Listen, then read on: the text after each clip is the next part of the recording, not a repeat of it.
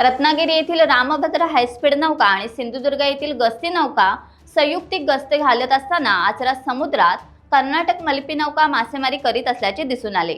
जवळ जाऊन खात्री केल्याचा प्रयत्न केला असता या नौकेने पलायन सुरू केले। मात्र थरारक पाठलागाने पकडून देवगड बंदरात मल्पी नौकेला आणण्यात आले। देवगड जलक्षेत्रातील 15 गावात विनापरवाना कर्नाटक मल्पी येथील खुशी या मासेमारी नौकेवर कारवाईनंतर मत्स्य विभागाने मासळी जप्त केली।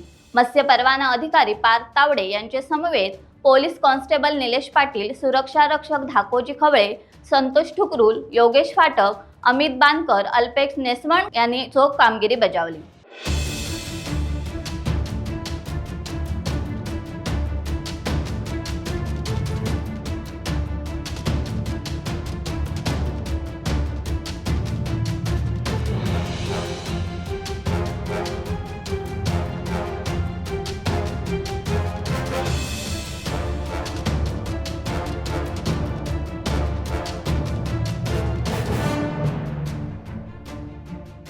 टाइम्स डिजिटलला लाईक करा, शेअर करा, सबस्क्राईब करा आणि बेल आयकॉन दाबायला विसरू नका। Times digital.